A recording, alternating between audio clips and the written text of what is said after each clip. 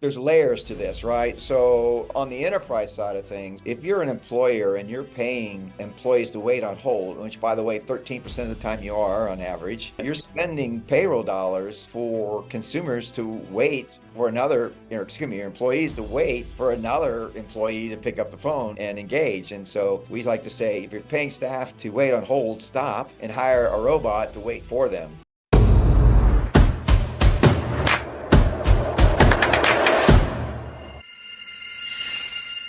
Hey guys, and welcome to the Grow IT podcast. One of your hosts here, Trey King.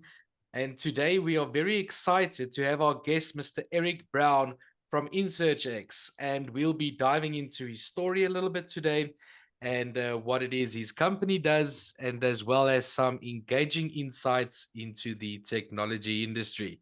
So make sure you stick around for this one. But without further ado, Eric, welcome. Thank you. Nice to be here, Trey. Excellent. Eric, if you don't mind, if we can maybe start, if you don't mind, just to quickly introduce yourself and just tell us a quick snippet of your story, if you don't mind. Well, I was born poor and ugly on the edge of the Mississippi. Yeah. Just kidding. Yeah. It's the opening line of a song I like. So there you go. Yeah. I was born on the edge of the I Mississippi. love that. Okay. Yeah. I'm Eric Brown, CEO, co-founder of InSearchX. We have an AI called Ask Auto, OTTO. As far as my story, I've been involved in data and digital and marketing since the 90s and advertising. And this is my third or fourth startup. Last one was a company called Dadium that Oh, wow. measured unstructured clickstream data for intent consideration, and sold that a few years ago. Had the idea behind this business while I was there. After I got my year in as the founder, after selling it, then sort of started thinking about pursuing this. Oh, lovely. Tell me, if you don't mind, just to elaborate a bit more on, like you just touched on it now, of how you got into this business sector. Like Huh. what was it that like sparked your initial interest that made you so passionate about what you're doing? Well, so I have this disease called fearless curiosity, and I just am really, sometimes it's a blessing, sometimes it is a I just disease. wanted to say I think it's a blessing, but yeah. The focus can be a struggle sometimes when you're curious about everything. So, Sure, sure. and that's and unfortunately, I've inflicted my children with the same thing. So anyway, uh, so I think what happens is if you pursue that sort of as a life principle, then there's those things that just sort of grab onto you.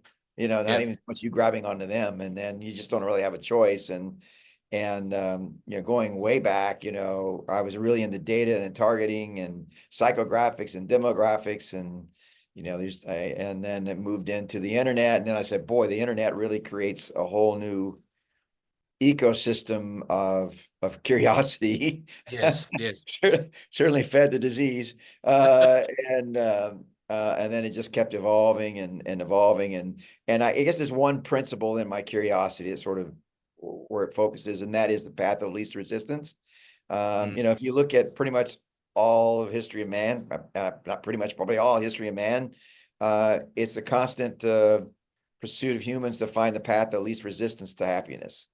And I well often said. joke about there was a time when people were excited about the new technology called, plumbing. And you could get water out of a sink, and gee, we don't have to go to the well anymore. And now we won't drink water unless it's prepackaged in a bottle and already pre-cooled and within 3 feet of us at all times, So I just think that's the thing. And so I'm constantly looking at the world from that perspective, Perspective. saying, Mm. what's next? Yeah. Excellent. And tell me on your Eric, based on your expertise, right? What are what have you picked up? What are the current market trends that you are aware of in your space? What's Yeah. like what way is the wind blowing these days? Well, I think this is probably true. And also, I think there's a great inversion. And what I mean by that is, for most of our history as humans, we've had to go get it, Yeah. whether that was digging it, flying to it, driving to it, surfing the internet, literally surfing, Information highway means we're going down the highway, and now all of that's inverting to where no, I'm going to have one place. It's going to be the place I like most, and that knows me best, and it will organize everything that I want for it. And we saw that during the pandemic with the rise of grocery delivery and food Yeah. delivery, and those are sort of physical manifestations, but certainly from a digital standpoint, I hate to say I spend most of my days in one or the other chatbots or AI bots, OpenAI, Yeah. et cetera, it doing its work for me and finding the information for me. And Google is now today's, running water, I have to use a glass Yeah. to the water. Right? Google, I have to click and go somewhere. No, that's done. We're inverting. The world is inverting where everything comes to us. Yeah. Because that's the path of least resistance. Yes. Right. Well said. Full Yeah. circle. Full Full circle. circle. Full Yeah. circle. It's funny too, if you go back to the mid 90s and late 90s, there was a lot of conversation. I'm trying to think some of the technologies about push, Yeah. content to your screen. None of them took off, but that's because it was just pushing whatever. It wasn't personalized like it is now. That's So like, yeah. Yeah. Anyway. tell me, And so going from search to ask, basically. yeah, yeah. Tell me, Eric, in your opinion, what would you say, like, currently, let's say for 2024, right? What would you say was the market sentiment like? Say that last sentence again. Sorry. And the market sentiment, what would you Oh, say that like currently? wait and see. Wait and see what's going to happen with election. Even AI, it's interesting with developments in AI, Yeah, I can't how many times we put together a dev plan, and by the time we got it done, it was open source. That is moving so fast that, there's a risk of it moving so fast that everybody just stands still, waiting to see what happens next before taking any action, you yeah, know? yeah. Yeah. So, yeah. Tell me, and then a bit more, if you don't mind, just to elaborate. What is it that your company does? Yeah, so we're about the path of least resistance, removing friction. In this case, it's the Yeah, friction of waiting on hold. So if you're a consumer, and it's the friction of the click funnel, it's the friction of the internet.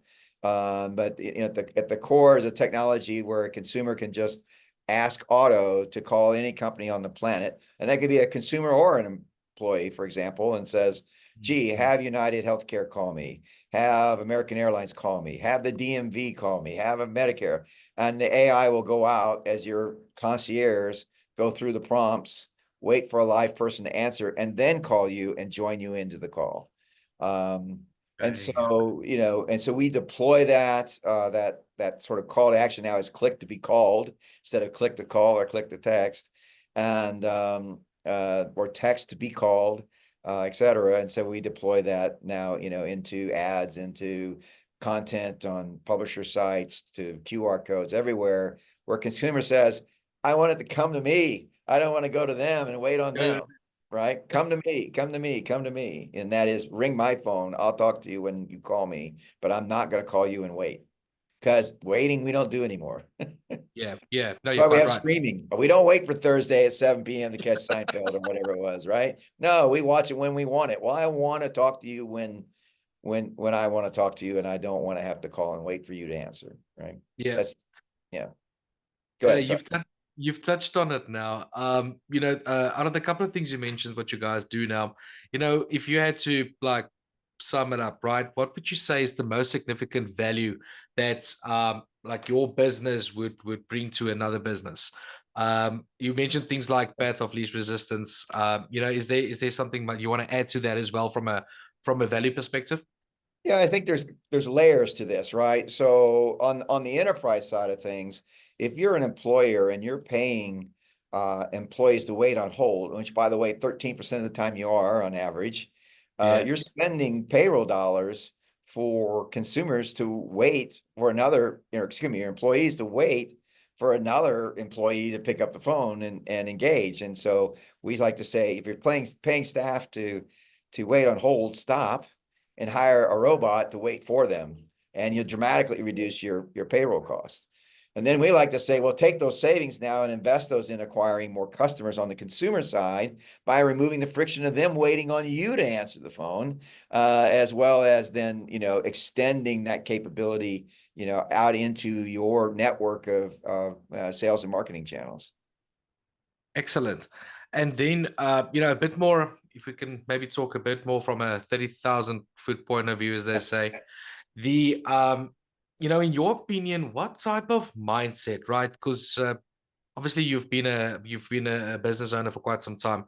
Yeah. What type of mindset do you think is needed to be a successful founder of a business?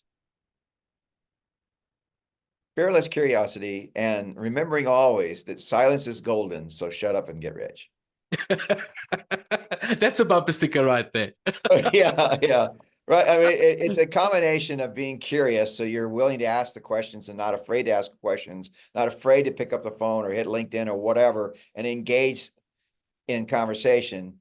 But then because and this is part of our sales presentation actually is, look, the only way you sell more of anything is to have more conversations about it. Now, sometimes that can be virtually or it can be physically like we're doing, but you have to have conversations with people about what you're doing. But that conversation needs to be as much listening as telling, right? Or probably more listening. And so that's the secret. Being curious enough to go ask the question, go knock on the door, but also being curious about the other person on the other end and say, gee, Treg, what makes you get up in the morning? Right? Yeah. What drives you? Yeah. What drives you? Because ultimately they will lay the clues out for you to provide a solution to them. In fact, that one I just shared about not having employees wait on hold was a customer of ours who said, well, my consumers, potential customers, my prospects who are calling me aren't waiting on hold, but I got a whole room full of claims agents back here waiting on hold all day long. Why can't we use the same technology for that? And boom, suddenly we do the market research on it and we find out there's $9.1 trillion globally of payroll being spent on employees waiting on hold. Jeez. It's 3 times the size of the auto industry. If it were a marketplace, it'd be the 3rd largest marketplace on the planet, is the cost of payroll for people to wait on hold. Being alone. My word. It's crazy. And then is there maybe like a couple of golden nuggets that you can, provide the listeners with of, let's say, out of your experience up until now, some of the most important things that you've learned in your career along the way? Start. Never be afraid to start. Don't worry about it being perfect when you start. Even if you think it's perfect, it's not, because you're going to start asking questions and getting feedback. I mean, even where we are right now as a company, the removing hold was not where we started. Removing friction and inverting the path to purchase, essentially, where everything came to the consumer instead of the consumer navigating, because navigation is friction, right? Forms are friction. We create leads all day long for our clients without forms, right? Without them having to navigate, the consumer navigate. So that was the initial premise, was because in my last company, we measured navigation and we saw every time somebody clicked on something, you lost 24% of your audience. We're like, well, then stop having them click. Everything that they're trying to find on your website stored in the database, send the database to them, but it was just constantly asking that question, understanding that was sort of the guiding principle, the path of least resistance. And where's the resistance? It's navigating the web. It's filling out a form. It's waiting on hold. It's wondering, when I call this 800 number, are they even open or not? And just taking the time, the moment to dial the phone, right? And we just removed all of that. But we didn't remove it day one. We weren't perfect day one. And we're not perfect now, but we kept moving and listening and asking. And then, like I said, a customer will say, you could use it over here this way too, and you could use it this way. And next thing you investigate that, you don't just take that and run with it. You have the curiosity to go find out what percentage of employees' time is spent waiting on hold. Yes. How many hours of employment are there globally? And if it's 13% of employment hours are waiting on hold, then what's that look like and then you suddenly go, wow, that's one of the biggest marketplaces on the planet. Yeah. Excellent. Well, Eric, I need to thank you for your excellent, that such good insight and such profound things you mentioned here today. I think there's definitely a couple of things that the listeners are gonna pick up and most probably piggyback on. But thank you for your time. Tell me, Eric, where can we get hold of you from a website or a contact number point of view? Yeah, so I'm happy to share my email address, which is Eric, ERIC, at InSearchX.com, which is INSEARCHX, like in search of X.com. Excellent. Well, there we have it. All right. Eric, thank you very much. Appreciate your time. Thank you, Trey. Enjoy the rest of your Thank day. you. All the Bye-bye. same. Take care. Bye now.